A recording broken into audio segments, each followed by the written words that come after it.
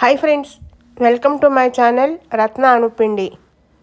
ఇవాళ వీడియోలో హెల్దీ అయిన high protein Tamil Nadu style adai dosa ఎలా చేయాలో చూద్దాము. ఈ దోశ ఒక్కటి తిన్నా కానీ చాలా సేపటి వరకు కడుపు నిండుగా ఉంటుంది. దానివల్ల బరువు తగ్గడానికి కూడా అవకాశాలు ఉన్నాయి. మరి వీడియోలోకి వెళ్ళి ఇలాంటి రుచికరమైన ఆరోగ్యకరమైన దోశ ఎలా చేయాలో చూద్దాము.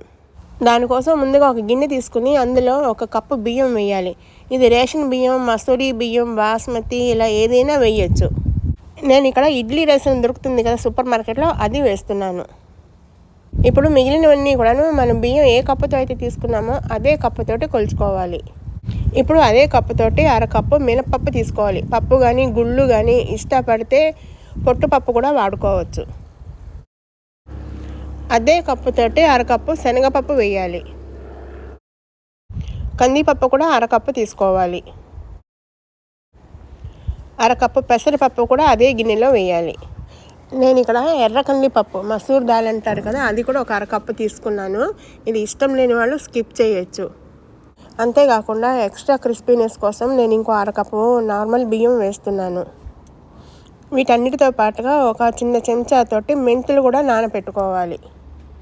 ఇప్పుడు వీటన్నిటినీ కూడా శుభ్రంగా 3-4 సార్లు నీళ్లు క్లియర్గా వచ్చే వరకు కడగాలి. ఇలా శుభ్రంగా కడిగిన తర్వాత కారానికి సరిపడా ఒక 4-5 ఎండుమిరపకాయలు కూడా వేసి 3-4 గంటల సేపు తగినన్ని నీళ్లు పోసి నానబెట్టాలి. నేను ఇక్కడ 4 గంటలు నానబెట్టాను, చక్కగా నానింది. ఇప్పుడు ఒక మిక్సీ జార్లో వేసుకుని బరకగా గట్టిగా రుబ్బుకోవాలి. ఇలా రుబ్బుకునేటప్పుడు ఇందులో ఇంకొన్ని వేసుకోవాలి. దానికోసము పచ్చి కొబ్బరి, అల్లం ముక్కలు, జీలకర్ర, కొంచెం ఇంగువ, ఇవన్నీ వేయడం వల్ల మంచి రుచే కాకుండా డైజెషన్ కూడా చాలా హెల్ప్ అవుతుంది. ఇప్పుడు ఈ పప్పు అంతా కూడా కొంచెం బరకగా గట్టిగా రుబ్బుకోవాలి. ట్రెడిషనల్గా అయితే ఇలాగే రుబ్బుతారు, కానీ కొంచెం దోశ పల్చగా కావాలి అంటే పల్చగా కూడా రుబ్బుకోవచ్చు. ఇలా రుబ్బుకున్న పిండిలో రుచికి సరిపడా ఉప్పు వేసి కలపాలి. పిండి మరీ గట్టిగా ఉంది, ఉప్పు వేసి కలిపేటప్పుడు ఒక చుక్క నీళ్లు పోసి కలిపాను. అలాగని మరీ పల్చగా లేదు, గట్టిగానే ఉంది. చెప్పాను కదా, దోశ పల్చగా కావాలంటే ఇంకొంచెం పల్చగా కూడా చేసుకోవచ్చు ఈ పిండిని. ఇందులో సువాసనకి సన్నగా తరిగిన కరివేపాకు వేసి కలుపుకోవాలి. ఈ పిండి పులివాసన అవసరం లేకుండా దోశ వెంటనే వేసేసుకోవచ్చు. ఇప్పుడు అట్ట ఎలా వేయాలో చూద్దాము. దానికోసం పెనం ఒకటి స్టవ్ మీద పెట్టి వేడి చేయాలి. బాగా వేడెక్కిన తర్వాత ఒక పెద్ద గరిటెడు పిండి వేయాలి. ఇలా వేసిన పిండిని వీడియోలో చూపించడం పెనం అంతా కూడా స్ప్రెడ్ చేసుకోవాలి.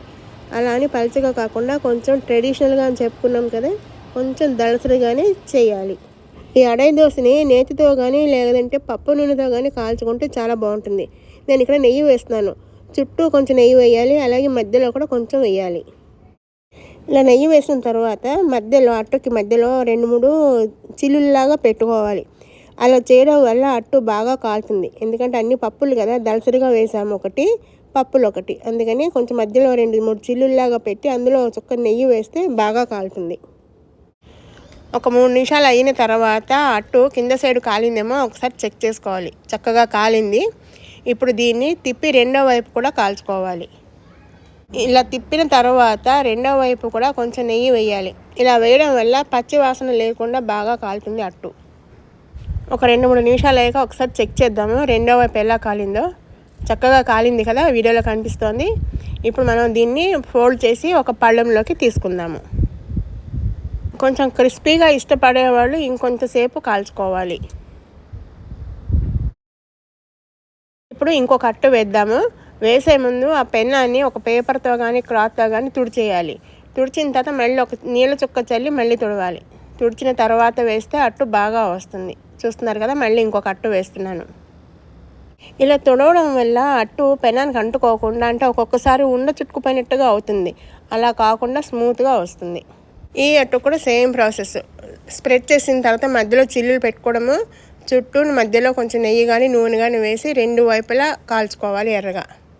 ఈ అట్టు చాలా బలమైన ఆహారం, ఎదిగే పిల్లలకి పెడితే చాలా మంచిది. ఈ అట్టు ఒకవైపు కాలింది, రెండో వైపుకి తిప్పి ఎర్రగా కాల్చుకోవాలి. ఇదే ప్రాసెస్లో మనకి కావాల్సిన అట్లు వేసుకోవాలి. ఇలా అన్నీ వేసేసుకున్నాక మనకి నచ్చిన పచ్చడితోటి సర్వ్ చేసుకోవాలి. ఒకవేళ పచ్చడి కాదు అంటే సాంబారు, రైతాతో కూడా తినొచ్చు, చాలా బాగుంటుంది. కానీ నేను ఇక్కడ అల్లం పచ్చడితోటి సర్వ్ చేస్తున్నాను, చాలా బాగుంది. మీకు ఈ రెసిపీ నచ్చిందా?